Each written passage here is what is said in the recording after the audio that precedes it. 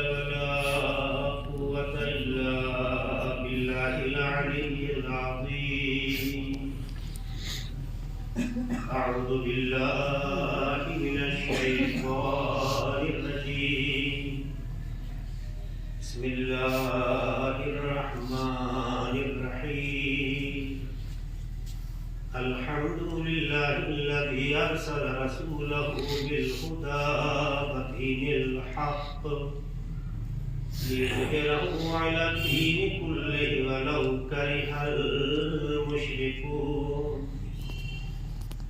الصلاة والسلام على سيدنا ونبينا وشفيع ذنوبنا وحبيب قلوبنا وطبيب نفوسنا ومولانا أبي القاسم محمد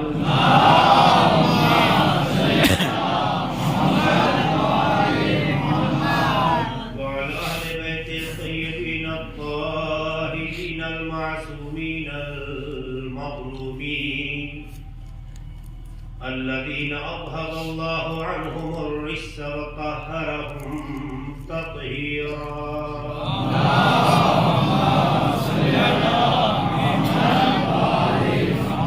ولعنة الله على أعدائهم وغاصبي حقوقهم ومنكري فضائلهم أجمعين من ليلنا هذا إلى قيام يوم الدين. أما بعد فقد قال رسول الله صلى الله عليه وآله وسلم: فاطمة بضعة مني من آذاها فقد آذاني ومن آذاني فقد آذى الله ومن آذى الله فقد كفر. صلى الله عليه وسلم.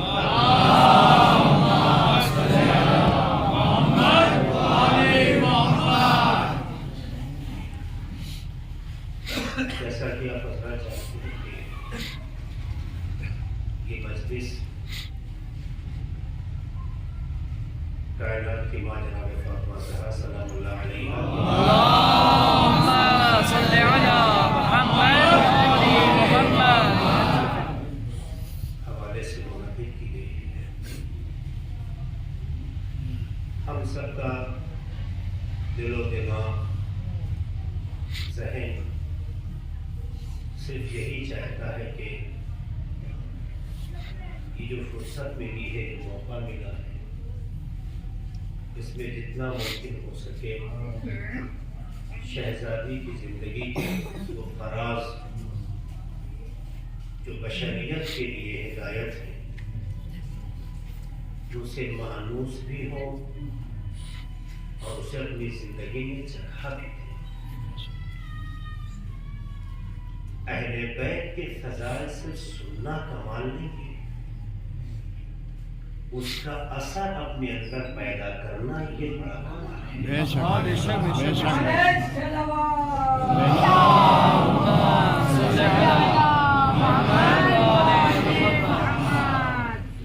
خوبیاں تو خوبیاں ہی ہوتی ہیں. اچھے کو اچھا کہہ دینا جب مکمل ہنر کہلائے گا، جب وہ اثر آپ میں نظر آنے لگے. اہل بیت علیہ السلام کا تذکرہ اسی لیے ہم کرتے ہیں، ان کے فضائل کو اسی لیے آپ کے درمیان رکھتے ہیں، ان کی زندگی کے تذکرے اسی لیے کرتے ہیں کہ گفتگو صرف سننے کی حد تک محدود نہ ہو، ہماری زندگی میں انقلاب پیدا کرے. جو ہمارے خیالات کو الگی خیال بنا دے اسے فضیلت کہتے ہیں.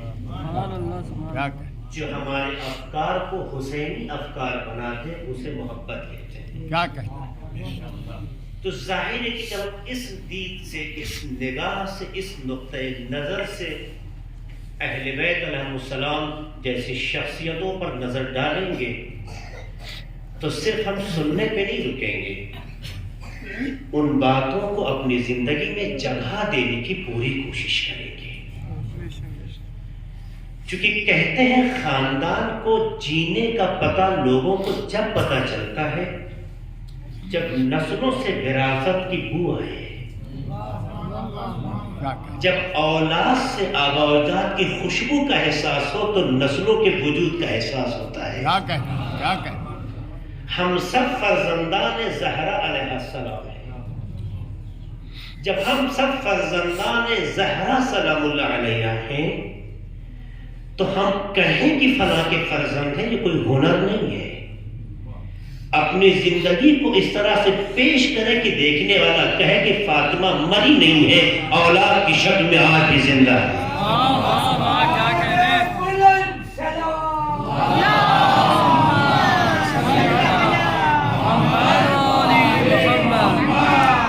اس میں کوئی شک نہیں ہے، شہزادی کا فرزند پردے غیب میں ہے جو ماں کی آبرو ہے، ماں کی عزت ہے، ماں کی آئیڈینٹی ہے، لیکن ان کی محبت میں ہم جیسی نسلوں کو بھی جو تربیت ملی ہے اس سے پتہ چلے کہ جب غلام ایسے ہیں تو شہزادی کیسی ہوگی۔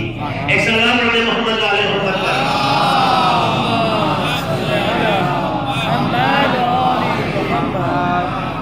زمانے کا شکوہ نہ کریں، زمانہ ایسے ہی ہے جیسے آپ دیکھ رہے ہیں، زمانہ ہم آپ طے کرتے ہیں، کلچر طے کرتا ہے۔ خدا نے زمانے کو ڈیزائن کر دیا ہے، لیکن یہ زمانہ کس دشا میں جائے اسے لوگ طے کرتے ہیں۔ اللہ نے زمانے کی دشا کو طے نہیں کیا ہے، اس نے تو فنڈامنٹلز بتا دیے، اصول بتا دیے۔ اِنَّا هَدَيْنَاهُ السَّبِيلَ إِمَّا شَاكِرًا وَإِمَّا كَفُورًا۔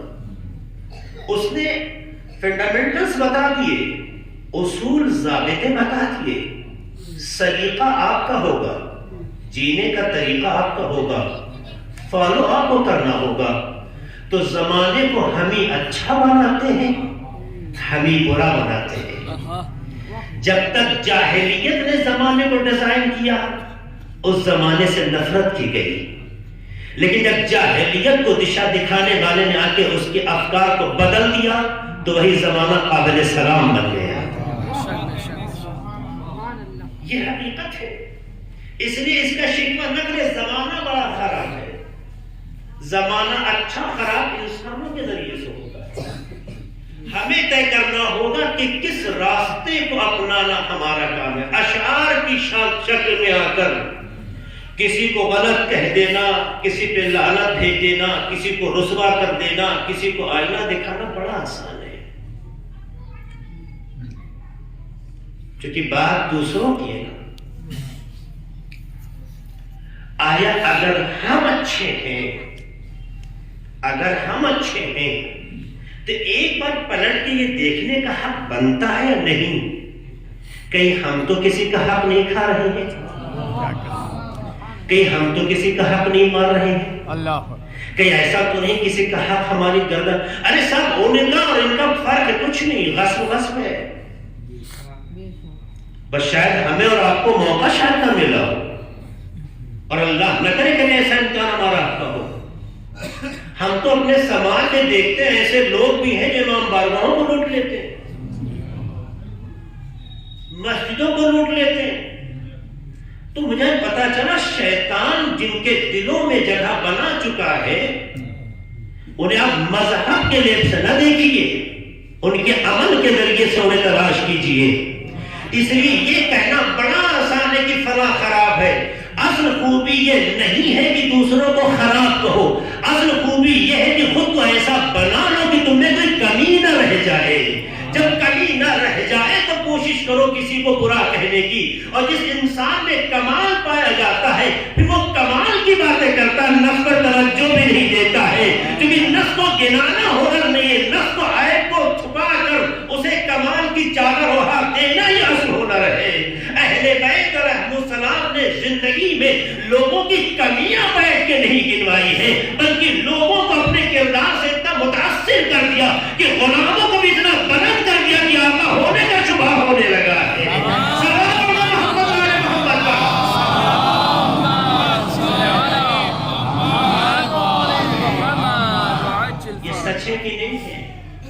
آیا ہمارے درمیان اپنے سے بڑوں کی رسپیکٹ ہو رہی ہے یا نہیں؟ آیا ہمارے درمیان پڑوسیوں کے حقوق ادا ہو رہے ہیں کہ نہیں؟ آیا ہمارے درمیان ماں باپ کا احترام ہو رہا ہے یا نہیں؟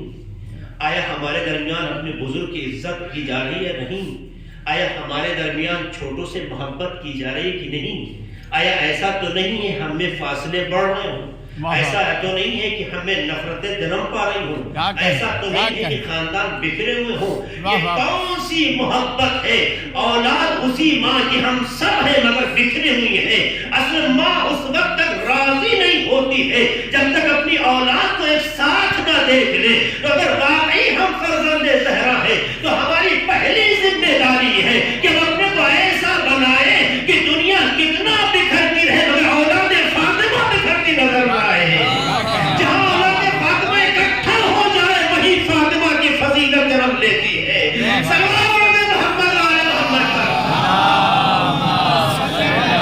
محمد وعلی محمد۔ اے سچائی ہے کہ نہیں ہے؟ 1400 برس سے تذکرہ ہو رہا ہے لیکن ہم ابو خاں بنے ہوئے جو طے کر لیا وہی کرے۔ کسی کے مزاج کے خلاف کچھ کر کے دیکھ لیجیے، چہرے سے شرافت کا نقاب فوراً اتر جائے گا۔ جی اہل بیت نے اسی لیے کہا کسی کے ظاہر پہ دھوکہ مت کھانا۔ واہ واہ، ہر کوئی شریف نظر آتا ہے تو کیا کہنا، ہر کوئی بڑا اچھا نظر آتا ہے، خالی دکھتی رگ پہ ہاتھ رکھ کے دیکھو، اس کے بعد پتہ چل جائے گا کہ اس کے اندر شرافت ہے یا شرارت ہے۔ کیا کہنا ہے، کیا کہنا۔ کسی کے ظاہر کو دیکھ کر جج کرنا یہ انسان کی نگاہوں کا دھوکہ تو ہو سکتا ہے، حقیقت نہیں ہے۔ حالات کتنے بدل جائے مگر اپنا معیار نہ بدلے تو یہ فرزند زہرا ہونے کی علامت ہے۔ واہ واہ واہ واہ، زمانہ کتنا اپنا معیار بدل دے مگر جہاں معیار نہ بدلے اسے اہل بیت کہتے ہیں، کیا کیونکہ اہل بیت کا معیار اصولی ہے، واہ واہ، اہل بیت کا معیار آفاقی ہے، اہل بیت کا معیار الہی ہے۔ تو جب معیار مضبوط ہوتا ہے تو زمانے کو بدلتا ہے، خود بدلا نہیں کرتا ہے۔ ورنہ جس زمانے میں شہزادی نے قدم رکھا تھا اس زمانے میں اپنی ہی اولاد کو اپنی ہاتھوں سے دفن کرنا ایک شرافت سمجھی جاتی تھی، عزت سمجھی جاتی تھی، کمال سمجھا جاتا تھا، اپنے خاندان کا وقار سمجھا جاتا تھا۔ مگر اسی معاشرے نے جناب فاطمہ زہرا کو خدا نے بھیج کر دفن کر کے انہیں زندگی اور حیات دے کر بتایا جو زمانے کے معیار کو بدل دے اسے فاطمہ کہتے ہیں۔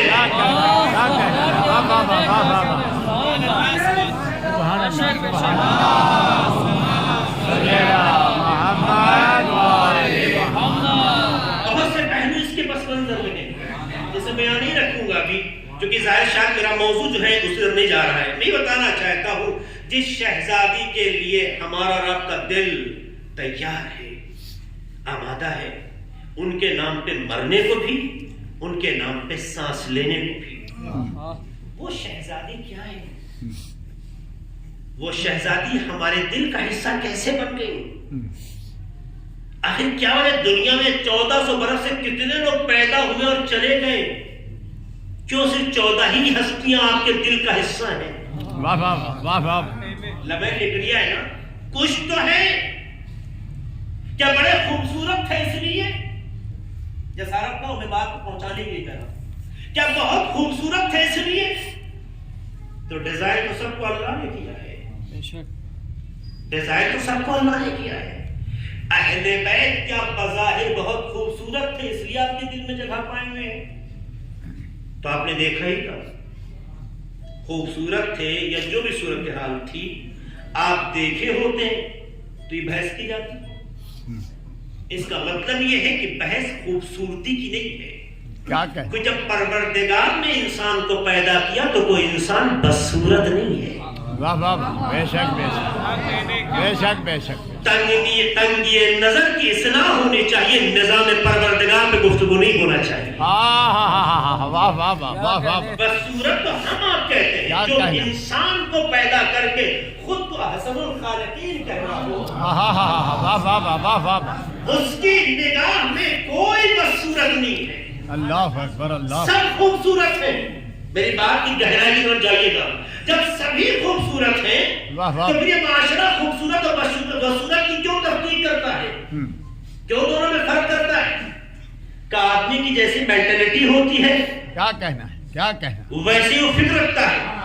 یا اس کو اگر ضابطے کی نگاہ سے دیکھا جائے تو انسان سرچ کرے، انسان ریسرچ کرے، انسان تحقیق کرے تو اسی نتیجے پہنچے گا کہ انسان چہرے کے اعتبار سے خوبصورت یا بدصورت نہیں ہوتا ہے. یہ اس کا کردار ہے جو چہرے کو حسین بناتا ہے یا ذلیل بنایا کرتا ہے. سلام علیہ محمد علیہ محمد.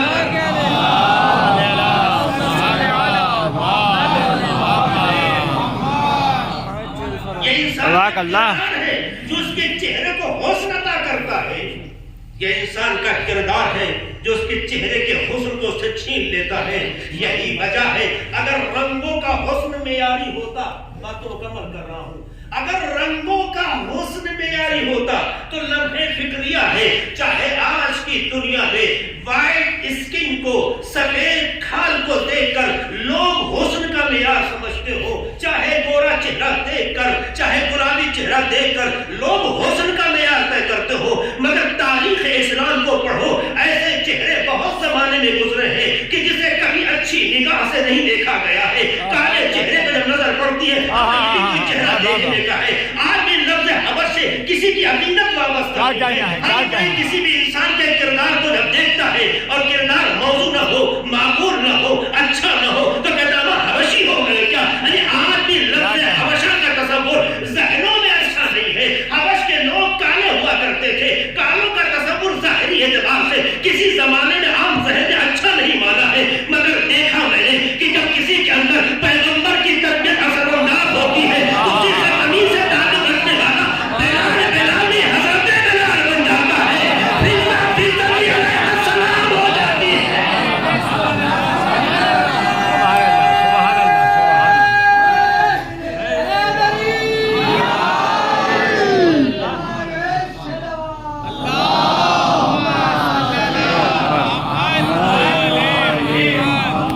اپنے بچوں کے لیے کہہ رہا ہوں، اپنے جوانوں کے لیے کہہ رہا ہوں، لمحہ فکریہ ہے. اس کا مطلب یہ ہے کہ اس واقعے سے ایک سوچ ملی، ایک تھاٹ ملا، ایک نظریہ ملا، ایک وچار ملا. وہ کیا ہے؟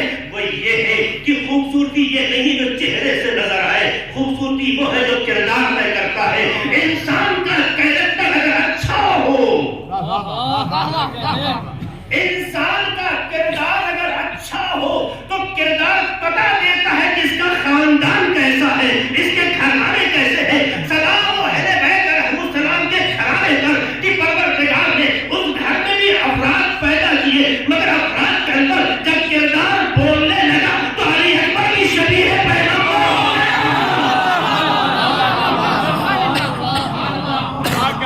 اس کا مطلب یہ ہے اگر کردار بولنے لگے تو کردار میں خوبی پیدا ہو جاتی ہے کہ چہرے اگر نقاب ڈال دی جائے، پردہ ڈال دیا جائے تو عباس بن علی نظر آنے لگتے ہیں، علی محمد نظر آنے لگتے ہیں.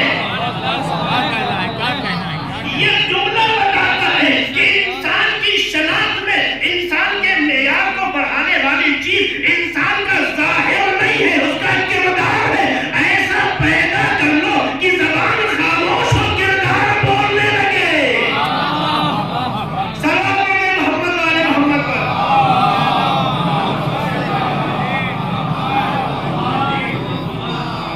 اس کی ضرورت ہے، اس کی بہت ضرورت ہے، ہر دور میں ضرورت تھی. میرے عزیزوں، میرے بھائیوں، میرے چھوٹے بچوں، ہر انسان کو اپنے عمل کا حساب دینا ہے. کسی کو پڑوسی کے عمل کا حساب نہیں دینا ہے. کون کیا ہے یہ بہت اہم نہیں ہے، ہم کیا ہیں اور کیا ہونا چاہیے یہ بہت اہم ہے. آئے اپنی سوچ کو سدھارے، سنوارے، اہل بیت کے تعلیمات سے مانوس کریں. یہ بہت اہم نہیں ہے کہ لوگ کیسے ہیں، اہم یہ ہے کہ آپ کیسے ہیں. آپ کو اپنے عمل کا حساب دینا ہوگا، آپ کو بارگاہ خدا میں اپنے کیے ہوئے کا حساب دینا ہوگا. لا تزر وازرۃ وزر اخری، قرآن کا کھلا اعلان ہے۔ پڑوسی کا سوال تم سے نہیں ہوگا کہ وہ نماز پڑھتا تھا یا نہیں، کیا کہیں، بے شک بے شک، آپ کا سوال آپ سے ہوگا کہ آپ پڑھتے تھے یا نہیں۔ بے شک یہ نہیں پوچھا جائے گا تمہارا چھوٹا بھائی ماں باپ کا احترام کرتا تھا یا نہیں، سوال یہ ہوگا کہ تم کرتے تھے یا نہیں۔ سوال یہ نہیں ہوگا کہ فلاں نے فلاں کام کیا تھا یا نہیں، سوال یہ ہوگا تم نے کیا یا نہیں۔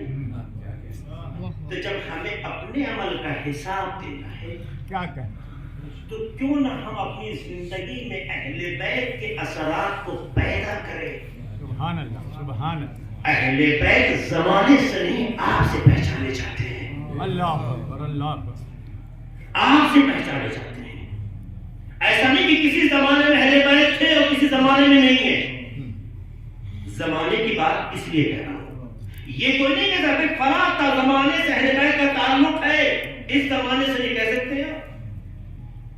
اس کا مطلب یہ ہے اہل بیت کی پہچان کا وسیلہ ہم آپ ہیں۔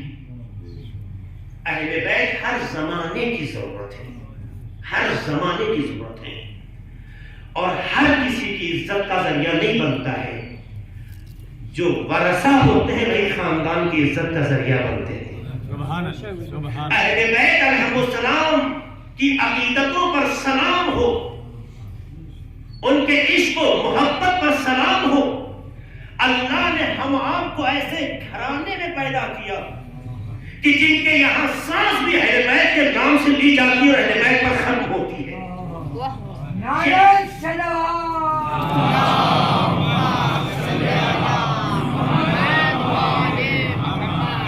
یہ مقام شکر ہے۔ جب کبھی آپ کے دل میں جذبہ زیادہ پیدا ہو تو آپ سچے شکر کیجئے اللہ کہ اللہ نے ہمیں اور آپ کو ایسے گھرانے میں زندگی دی کہ جہاں پر وجود اہل بیت کی محبت عقیدت میں جیتا ہے، اس طرح سے جیتا ہے کہ اللہ نے ہم جیسے خطاکاروں کو بھی وسیلہ اور راستہ بنا دیا کہ تم اہل بیت کی شناخت کا ذریعہ ہو، تمہارے ذریعے سے اہل بیت پہچانے جائیں گے۔ اس لیے امام جعفر صادق علیہ السلام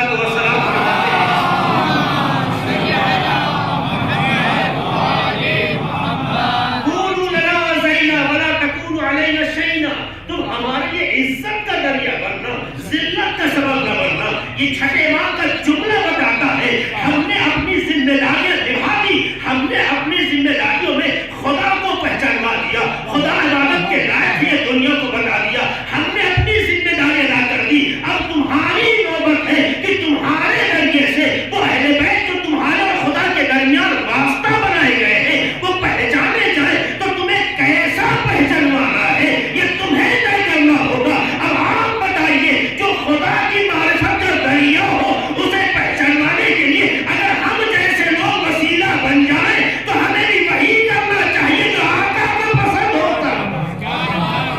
سبحان اللہ سبحان اللہ،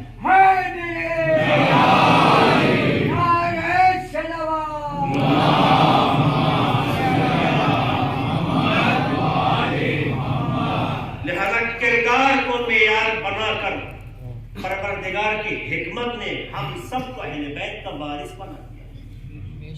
اس جملے کی قدر کیجئے گا، سوچئے نہ چاہ کے، کردار کو معیار بنا کر، اس لیے سب کی ذمہ داریاں بڑھ جاتی ہیں۔ عہد کریں، ایام عزائے فاطمی ہے، کائنات کی ماں فاطمہ کو واسطہ بنا کر بارگاہ خدا میں عہد کریں۔ اللہ ہماری بیٹیاں، ہماری ماں بہنیں جو میری آواز سن رہی ہیں وہ بھی عہد کریں کہ ہم اپنے کو ایسا بنائیں گے کہ ہمارے کردار سے خوشبو کردار فاطمی ہے۔ واہ واہ واہ واہ، یہ عہد کریں، اس کی ضرورت ہے۔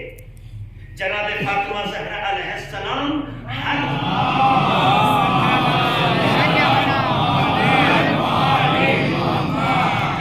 آواز کا حصہ ہے، اس لیے ہماری زبان سے جب کوئی چیز صادر ہو، جب کوئی چیز باہر آئے تو اس میں خوشبو کردار فاطمی نظر آنا چاہیے۔ کیا کہیں، واہ واہ واہ واہ، ہو سکتا ہے، ناممکن نہیں ہے، حبشے کے رہنے والی فضا اگر بدل سکتی ہے، اللہ اکبر اللہ، حبشے کے رہنے والے بلال بدل سکتے ہیں واہ واہ تو ہم تو اولاد رسول کہلاتے ہیں.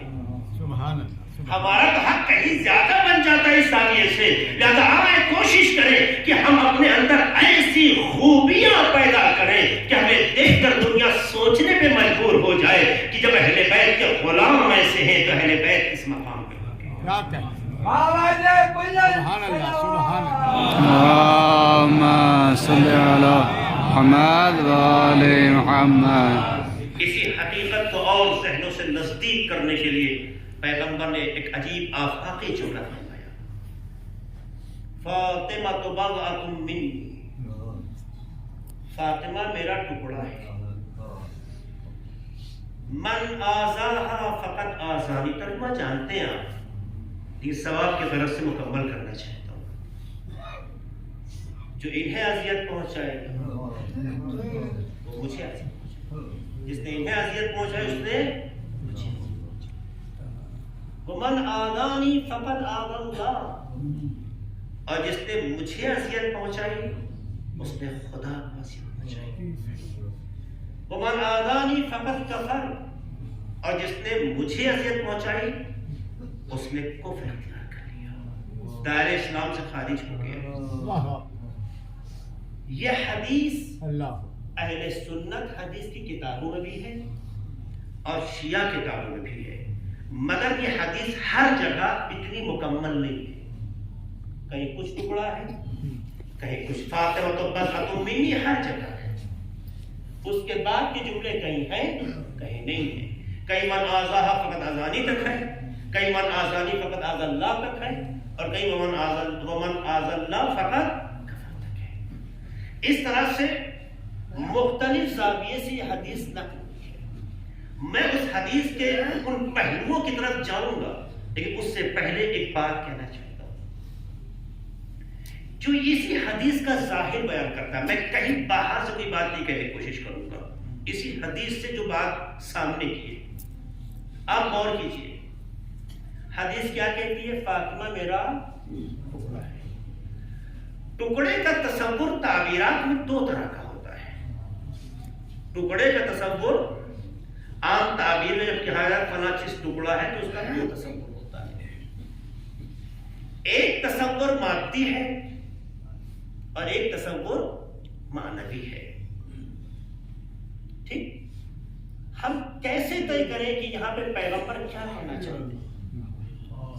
پیغمبر نے فرمایا فاطمہ میرا ٹکڑا ہے، آیا مادی جذبے کی بنیاد پر ہے جس طرح سے ہر انسان کی اولاد اس کا ٹکڑا ہوتی ہے. ہر اولاد انسان کے لیے کیا ہے؟ اس کا ٹکڑا ہے. ہر ماں باپ کے لیے اس کا بچہ اس کا ٹکڑا ہے نہیں ہے. اگر یہ مان لیں تو ایک مادی پہچان ہے، جو کہ ٹکڑے کا تصور یہ ہوتا ہے جو مادی ہوتا ہے، اور ایک ٹکڑے کا تصور معنوی ہے. آیا پیغمبر نے اس حدیث میں جناب فاطمہ زہرا کے لیے یہ پہچانوانا چاہا کہ میری بیٹی ہے؟ یہ کہنا چاہا ہے؟ اگر یہ کہنا چاہے تو کوئی بات نہیں، قبول. ایک باپ کہہ سکتا ہے کہ میری بیٹی ہے. بیٹی سے ہر کوئی چاہتا ہے کہ میری اولاد سے لوگ محبت کریں، یہاں تک جذبہ برا نہیں ہے. اگر کوئی اولاد سے محبت نہ کرے تو باپ کو برا لگتا ہے، یہاں تک بھی کوئی بحث نہیں ہے. اگر کوئی جناب فاطمہ زہرا علیہ السلام سے محبت نہیں کرتا، انہیں اذیت پہنچاتا تو پیغمبر کو برا لگتا کیونکہ باپ ہے. یہاں تک تو کوئی مسئلہ ہی نہیں ہے. لیکن اگر یہاں سے بات آگے پہنچ جائے من آذانی فقط آذى اللہ. کبھی سنا کسی معاشرے میں کوئی کہہ رہا ہے اگر مجھے اذیت پہنچاؤ گے تو اللہ کو اذیت پہنچاؤ گے؟ کیا بات. کہ ان کی اذیت خدا کی اذیت کا سبب بن رہی ہو. کیا کہنا. کیا کہنا. باریک پہلے غور کیجیے گا. سبحان اللہ. ان کی اذیت خدا کی اذیت کا سبب بن رہی ہو، اس کا مطلب بحث باپ اور بیٹی کی نہیں ہے، بحث رسالت کی ہے. اس لیے کہ جو رسول کو اذیت پہنچائے گا یقیناً رسول اللہ کا ہے، اسے اذیت پہنچائے گا. ورنہ کسی کی بھی اولاد کو اذیت پہنچانے سے کوئی بھی دوسرا انسان اسلام سے باہر نہیں ہوتا. اسلام سے باہر ہونا نتیجے کے طور پر پیش کیا جانا یہ اس بات کی علامت ہے کہ یہاں بحث مادی نہیں ہے، معنوی ہے. ورنہ بے شک رسول کی بیٹی ٹھیک ہے، باپ ہے، بیٹی ہے، تو ٹکڑا دیکھیے ہوتا ہے، لیکن ٹکڑے کا تصور دیکھیے کیا ہوتا ہے. ٹکڑا کا تصور کیا ہوتا ہے؟ ٹکڑا ایک ایسی حقیقت کا نام ہے جو کبھی کل سے جدا کیا جاتا ہے، کل سے جدا کیا جاتا ہے. جیسے تصویر تیار کیا جائے، ستارے نکال دیے جائے، یہ ٹکڑا ہے، جدا ہو گیا. اور کبھی یہ جز، یہ ٹکڑا کل کے مکمل ہونے کا ذریعہ ہوتا ہے. اور کیجیے گا دو پہلو ہے اس ٹکڑے میں. ایک ٹکڑا وہ ہے جو کل کے الگ کیا جائے، کل سے الگ کیا جائے تو کل تو ہے مگر اس کے نہ ہونے کی بنیاد پر کامل نہیں ہے. اور اگر اس ٹکڑے کو اس سے شامل کر دیا جائے تو یہ مکمل کل کہلاتا ہے. مکمل کل. مثلا ایک تسبیح ہے، ایک تسبیح ہے، جو حکم کل کا ہوگا وہی اس کے جز کا بھی ہوگا. یہ تو ماننا پڑے گا نا، کیونکہ ٹکڑا کا اعتبار کل کے اعتبار سے دیکھا جاتا ہے. جو اعتبار کل کا ہوگا، دیکھیے دوقیانوسی گفتگو نہ ہو نا، فلسفی گفتگو، میں بات کو ذہنوں سے قریب کروں گا. جب کوئی ٹکڑا کسی چیز کا ہوتا ہے تو جس کل کا وہ ٹکڑا بنتا ہے، جو حکم کل کا ہوگا وہی ٹکڑے کا. مانتے نہیں مانتے؟ چاہے زمین لے لیجئے، چاہے درخت لے لیجئے، چاہے کوئی بھی چیز لے لیجئے، کب آپ ٹکڑا کسی چیز کا اگر الگ کرتے ہیں تو جو قانون اس کل پہ ہے وہی اس جز پر آتا ہے. آتا ہے نہیں آتا ہے؟ آتا ہے. اس کا مطلب یہ ہے کہ ٹکڑا جس چیز کا ہو وہ ٹکڑا اپنے اثرات میں اپنے کل کا تابع ہے. کیا کہنا، جو معیار، جو سطح، جو کمال، جو اونچائی کل کی ہے وہی اس ٹکڑے کی ہوگی. یہ اگر نہ مانا جائے تو کل کا ٹکڑا ہونے کا امتیاز کی حیثیت نہیں رکھتا ہے. اور ٹکڑے کی خاصیت یہ ہے، اگر ایک تسبیح کے درمیان سے ایک دانہ الگ کر لیا جائے تو تسبیح تو ہے پر کامل تسبیح ہے. زور سے بولیے، تسبیح ہے، کامل تسبیح ہے نہیں. اس کا مطلب یہ ہے کہ کل کے درمیان سے اگر کوئی چیز ہٹا دی جائے تو کل تو ہے مگر کامل نہیں کہلاتا ہے جب تک اس ٹکڑے کو اس کے ساتھ جوڑ نہ دیا جائے.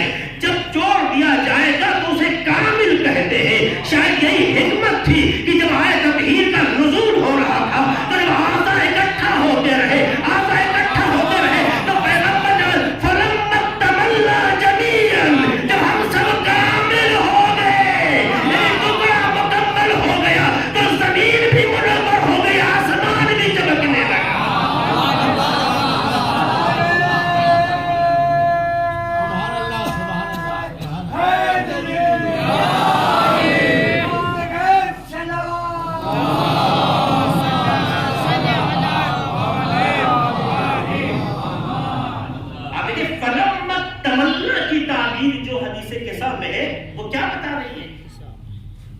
ایسا نہ تھا کہ جب یہ ٹکڑے منتشر تھے، الگ الگ تھے تو پیغمبر نہ تھے، پیغمبر کا وجود ناقص تھا. یہ کہنا غلط ہوگا، لیکن پیغمبر نے فلما تمنا جمیعاً کا جملہ یا یہ تعبیر، چاہے جناب فاطمہ زہرا اس کے راویہ ہوں، یہ تعبیر بتاتی ہے کہ پیغمبر نے بتانا چاہا ہے کہ یہ اجزاء چاہے فاطمہ کی شکل میں ہو، حسن کی شکل میں ہو، حسین کی شکل میں ہو، علی کی شکل میں ہو، جب تک الگ ہوتے ہیں ہم سے الگ نہیں ہے، لیکن جب مل جاتے ہیں تو احتمال کا وجود ہو جاتا ہے. اللهم صل على محمد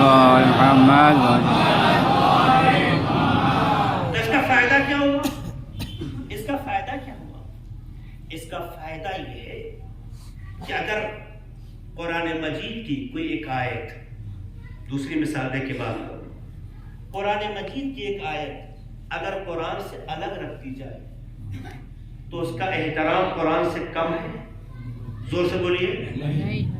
اگر قرآن مجید کی کوئی ایک آیت قرآن سے الگ کر دی جائے تو کیا بغیر وضو چھو سکتے ہیں؟ نہیں چھو سکتے نا.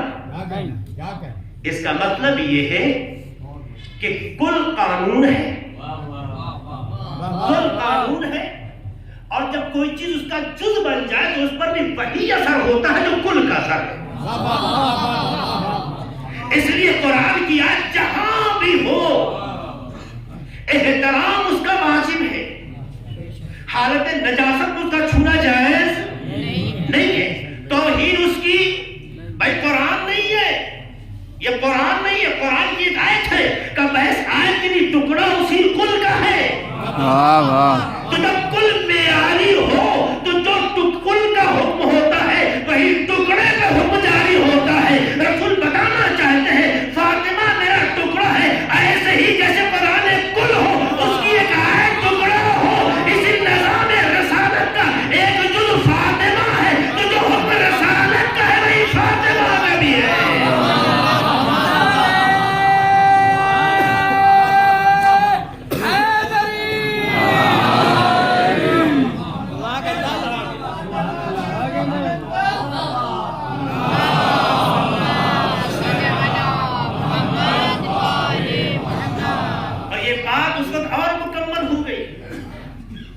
یہ بات قانون کو سمجھانے کے لیے اور مکمل ہو گئی جب حدیث قدسی نے پڑھ کے سہارا دیا. اس کل کی اہمیت کو سمجھیے اور جز کو سمجھیے. آج اس جز کے ذریعے سے اس حدیث کا وزن بھی آپ کے لیے واضح کرتا ہوں. کیا کہنے ہیں قبلہ، کیا کیا دلائل پیش کیے ہیں، مولا سلامت رکھیں. لولا لما خلقت الافلاک. ہمارے بچے بیٹھے ہیں، بزرگ جانتے ہی ہیں، بہرحال ان کا احترام ہے. اللہ انہیں سلامت رکھے. آپ تمام بزرگوں کی سلامتی کے لیے مل جل کے سلوات پڑھتے ہیں.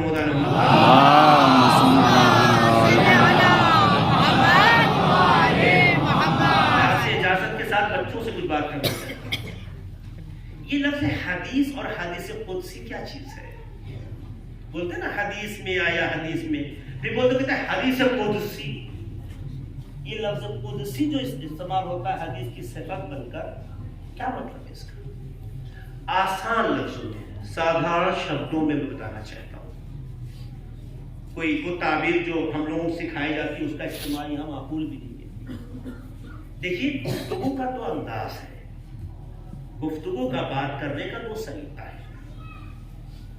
ایک بار ہوتا ہے کہ الفاظ ہمارے مراد اس کی ہے، الفاظ ہمارے ہیں، مراد اللہ کی ہے. ایک بار ہوتا ہے کہ الفاظ بھی خدا کے ہیں، زبان میں بھی. دونوں کا فرق سمجھ میں آیا؟ دیکھیے ایک ہی دوبارہ کہتا ہوں، چلیے یہ چیز تھوڑا سا ضرور سخت ہے مگر آسان لفظوں میں کہہ رہا ہوں تو اللہ انشاءاللہ متوجہ ہو گئے. ایک بار گفتگو پیغمبر کرتے ہیں، الفاظ پیغمبر کے ہوتے ہیں، مراد خدا کی ہوتی ہے. ٹھیک. ایک بار الفاظ خدا کے ہوتے ہیں، زبان پیغمبر کی ہوتی ہے. پہلے والے کو حدیث کہتے ہیں، دوسرے کو حدیث قدسی کہتے ہیں. اس میں کیا ہوتا ہے؟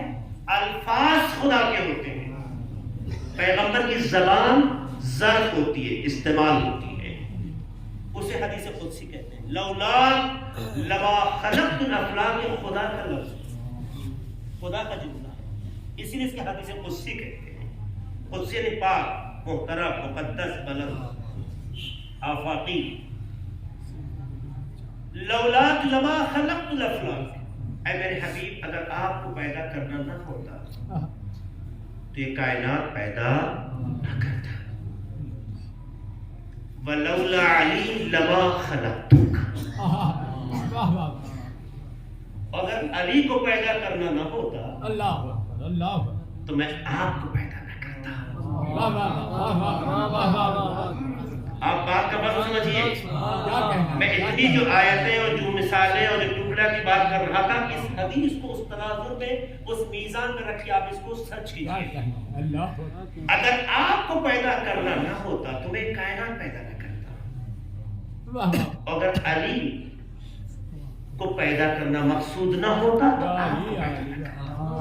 اللہ اکبر اللہ وَلَوْلَا فَاطِمَةَ لَمَا خَلَقْتُكُمَا. اگر فاطمہ کو پیدا کرنا مقصود کرنا ہوتا تو نہ آپ کو پیدا کرتا نہ علی کو پیدا کرتا.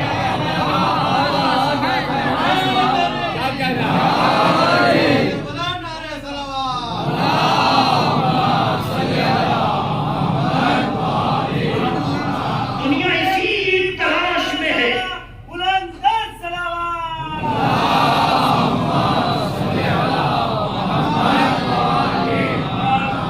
دنیا اسی تلاش میں ہے کہ یہ ثابت کرے کہ اسلام میں عورتوں کو بہت لائٹلی لیا گیا ہے، یہ بہت ہلکے میں لیا گیا ہے. عہدے مردوں کو دیا جا سکتے ہیں، عورتوں کو نہیں دیے جا سکتے. دنیا اسی مغالطے سے ایک دوسرے کو ورگلاتی ہے اور اسلام کے نظام کے خلاف ذہن بناتی ہے. لیکن جب سوچ میں طہارت پیدا ہونا تو طاہروں کی بات سمجھ میں آتی ہے. جب فکر میں پاکیزگی ہو تو اچھی بات زبان پر آتی ہے. جہاں شیطنت کا غلبہ ہو وہاں آفاقی باتیں سمجھ میں. تمہارا کہنا یہ ہے اسلام نے نہ عورت کو رسول بنایا نہ امام بنایا. اے نادان آ کے دیکھو تو نہ رسول بنایا نہ امام بنایا، مگر روح رسالت و امامت کا نام فاطمہ ہے. رسالت مکمل نہیں ہوتی جب تک فاطمہ نہ ہو، امامت آفاقی نہیں بنتی جب تک فاطمہ نہ ہو.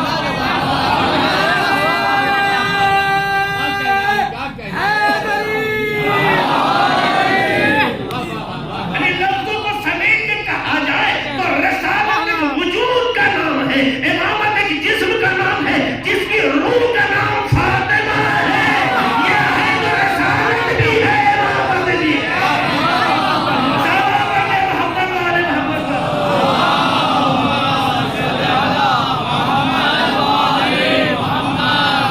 منشأ خدا حکمت پروردگار میں عورت اس مقام پہ ہو سکتی ہے کہ اسے عہدے کے اعتبار سے رسول تو نہیں بنایا گیا، امامت کے اعتبار سے امام تو نہیں بنایا گیا، لیکن نہ رسالت کو مکمل مانا اس کے بغیر، نہ امامت کو کامیاب مانا اس کے بغیر.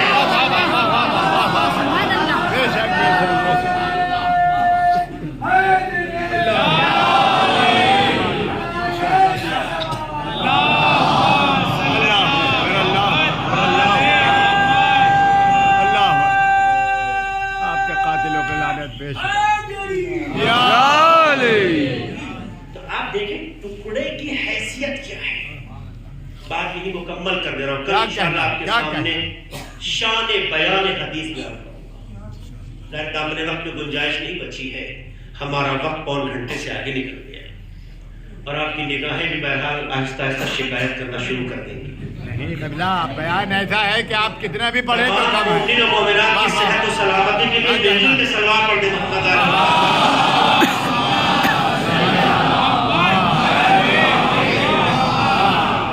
آپ اتنا ہی جو کہتے ہیں نا پڑھیے پڑھیے، یہ آپ نہیں، آپ کی ماں کی طہارت آپ کی کھلی شرافت کون ہے دوسروں کے تذکرے پہ اتنا وقت دیتا ہے. اللہم صلی لیکن اللہ. ماں نے اپنے دودھ سے جو مودت اہل بیت کا جام پلایا تھا، یہ اثر ہے کہ نہ ہم موسم دیکھتے نہ حالات دیکھتے ہیں، کیونکہ ہماری روح کو جس سے تقویت ملتی ہے اسی کو سننا ہمیں پسند بھی آتا ہے، اس پہ وقت دینے کا جذبہ بھی ہوتا ہے. ایک سلام پڑھ دے محمد والے محمد کا.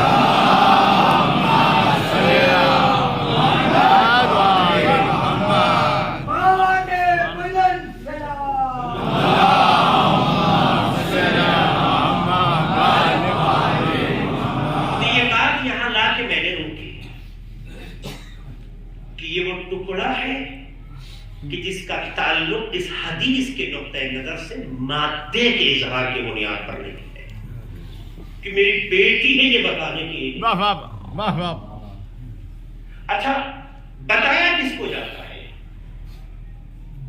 دو لوگوں کو کوئی چیز بتائی جاتی ہے، یا وہ جانتا نہ ہو جی، یا وہ غفلتوں کا شکار ہو گیا. کیا کہنا کیا کہنا. تو مجھے مسلمان اتنا بتا دے کہ جن کے ناموں کی قسمیں کھا کر کے جھوم جھوم کے قصیدے پڑھتے ہو،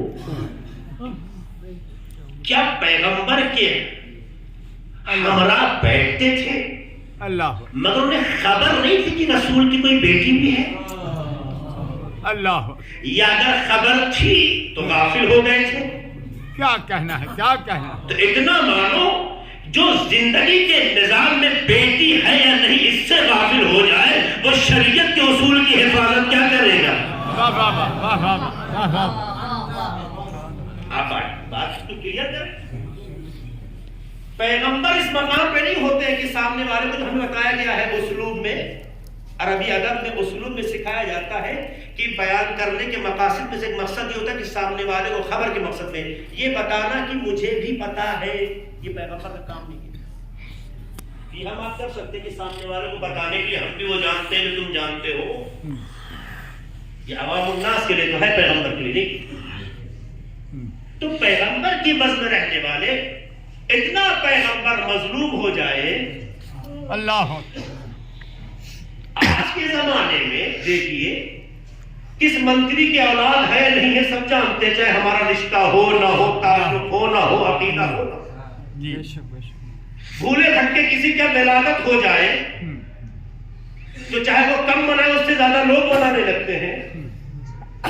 جس کا رشتہ شاید 5 سال سے زیادہ کا نہ ہو اس کے بعد نہ حکومت رہ جاتی ہے نہ رشتے، کیونکہ جب رشتوں کا معیار حکومت ہوتی ہے تو جب اقتدار ہے تو رشتہ ہے، جب اقتدار گیا تو رشتہ چلا گیا. اللہ اکبر اللہ. تو کیا ہم نہیں مانے کہ رسول کے آس پاس جو لوگ اکٹھا تھے وہ اسی حوالے سے تھے؟ اگر اسی حوالے سے تو کب تو اقتدار رسالت کی شکل ملا وہ قیامت تک کے لیے ہے. تو کب ان کے پاس رہنے والے اتنا غافل ہو جائیں تو عالم اسلام کو سوچنا چاہیے کہ جسے اتنا بھی نہ پتا ہو کہ گھر میں ایک بیٹی ہے یا کئی بیٹیاں ہیں، واہ واہ واہ واہ واہ واہ. ہے بھی یا نہیں ہے.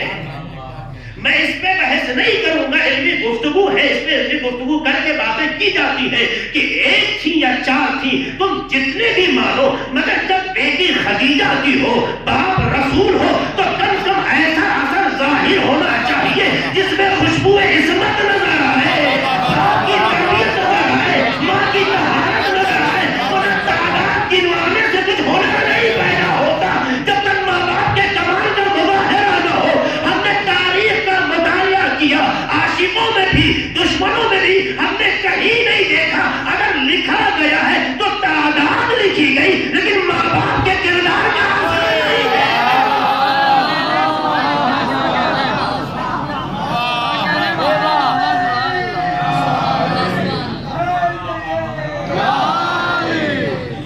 ٹھیک ہے، تاریخ کا موضوع ہے، 3 بیٹی ہو 4 بیٹی ہو، یہ بحث نہیں ہے. ہم اتنا کہنا چاہتے ہیں آپ کو جتنی بیٹی اچھی لگے ساری بیٹیاں پیغمبر کی ہو جائیں، اچھی بات ہے. امت کی بیٹیاں پیغمبر کی بیٹی ہیں. اب ابا حاضر امہ آپ چاہیں تو ٹکے ہوئے، لیکن جب بیٹی ہے تو وہ بیٹی کہیں جس میں باپ کا اثر نظر آئے. کیا کہنا ہے کیا کہنا ہے. واہ. قرآن مجید نے نسبتوں سے رشتہ نہیں رکھا ہے. قرآن مجید نے نسبتوں سے رشتہ نہیں رکھا ہے، کردار سے رشتہ رکھا ہے. کیا کہنا ہے کیا. اگر نسبتوں کی بات ہوگی تو کنعان اہل تھا، مگر قرآن کا کہنا لیس من اہل یہ اس بات کو درشاتا ہے کہ جہاں بیٹا کا خیال کچھ ہو، باپ کا خیال کچھ ہو، وہاں رشتے نہیں ہوتے. سلامت محمد آل محمد.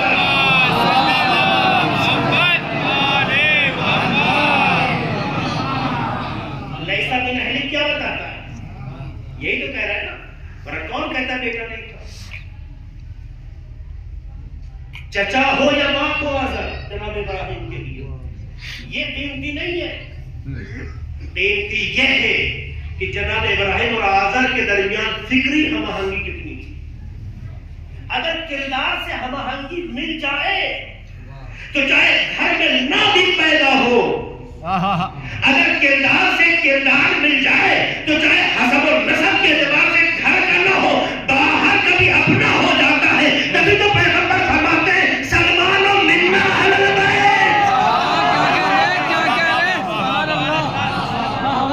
پیغمبر نے سلمان و منا اہل البیت کہہ کے ہمیں اور آپ کو یہ نوید دی ہے, یہ خوشخبری دی ہے. تم بھی چاہو تو اہل بیت کا حصہ بن سکتے ہو, خالی اپنے اندر کردار عالمی پیدا کر لو.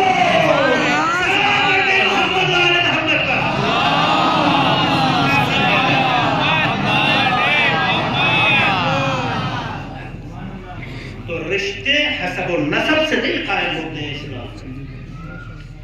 رشتوں کی بقا اور رشتوں کی حقیقت کردار سے کردار کا ملنا ہے.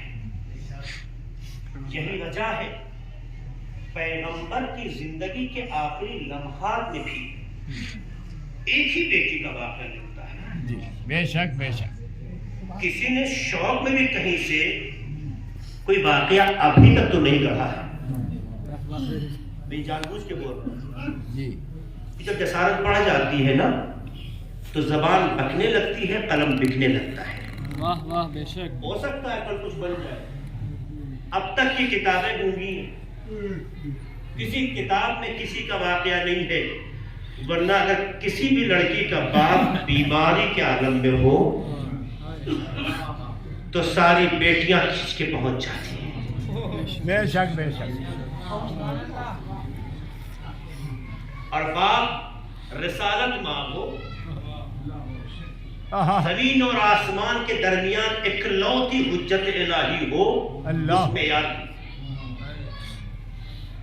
ایسا باپ اگر بیماری کے عالم میں ہو, اور ایسا نہیں کہ آج ایسا ماحول ہو کہ کوئی بجا کے کہیں رہ رہا ہو تو جائے کہیں رہ رہا ہو. اس زمانے میں تو لوگ زیادہ نزدیک ہی ہوتے تھے. لیکن کسی نے نہیں لکھا کہ رسول خدا صلی اللہ علیہ وآلہ وسلم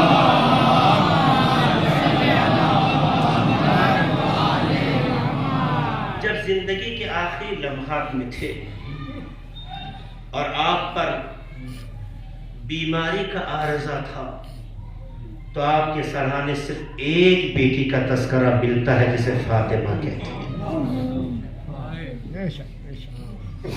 بضعۃ منی کا مصداق ٹکڑا تھا جو اپنے کل کے پاس تھا. اللہ. اور جیسے جیسے بابا کی حالت بگڑتی جاتی ہے بیٹی کے آنسو بڑھتے جاتے ہیں. اللہ اللہ. یہاں تک کی منزل یہاں پہنچی کہ رسول غشی کیا, شہزادی بار بار بابا کا چہرہ دیکھتی جاتی ہے, روتی جاتی ہے. اللہ. کہتے ہیں نا بیٹیاں باپ سے بہت مانوس ہوتی ہیں. جن کے گھروں میں بیٹیاں ہیں اس کو اس کا تجربہ کر سکتے. اللہ. بیٹیاں نفسیاتی اور فطری اعتبار سے باپ سے زیادہ مانوس ہوتی ہیں, اور جو ٹکڑا ہی ہو اس کا انس کیسا ہوگا. دیکھتی جاتی ہے, روتی جاتی ہے. جب گلباب ہوتا ہے یہ بابا کے پاس بیٹھی ہوتی ہے, پھر جب گلباب ہوتا ہے بابا کے پاس بیٹھی ہوتی ہے. اللہ. جب تیسری بار کا گلباب ہوتا ہے تو شہزادے کے گریے میں شدت پیدا ہوتی ہے. اللہ.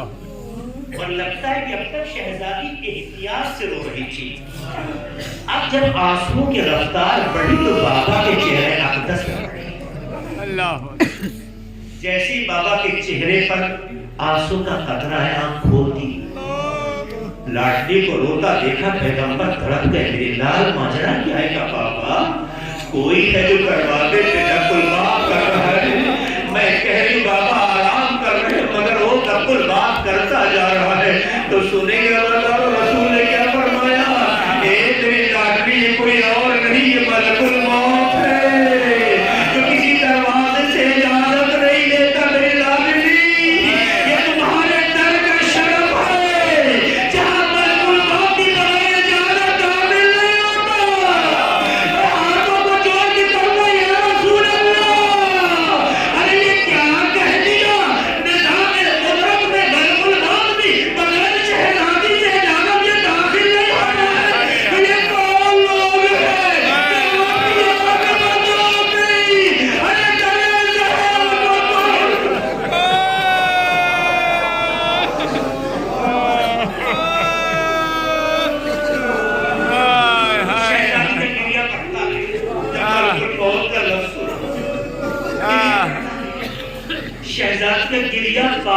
خدا حافظ ہونے کا نہیں ہے، اس بات پہ کہ یہ بیٹی باپ کے بغیر جز ٹکڑا کل کے بغیر کیسے رہے، یہ ٹکڑا کل کے بغیر کیسے رہے۔ جب گریہ بڑھتا گیا تو پیغمبر نے شہزادے سے کہا اپنے کان کو میرے دھڑ سے قریب لاؤ، جیسے آپ کے گہرے اقدس سے کان قریب لائے، کچھ کہا، شہزادی مسکرانے لگی۔ ام المؤمنین حضرت عائشہ کہتی ہے کہ مجھے فاطمہ کا یہ عمل دیکھ کے بڑی تشویش ہوئی کہ ایسا تو نہیں کہ باپ کی بیماری نے فاطمہ کی حالت ایسی کر دی، ابھی تک تو رو رہی تھی، اب مسکرانے لگی۔ اللہ اکبر، اللہ باپ بھی راز کھلا کہ جب بابا کی یہ حالت دیکھ کہ بچی تڑپ رہی تھی اور بابا نے غریب مسکرا کے کہا میرے لال ہمارے پاس سب سے پہلے جو ملے گا وہ تم ہوگی، تو جناب فاطمہ کو یقین ہو گیا کہ اپنے بابا سے بہت دنوں پر دور نہیں۔ میں انسان سے ایک سوال کرنا چاہتا ہوں، جواب دیجیے گا، انسان سے جواب دیجیے۔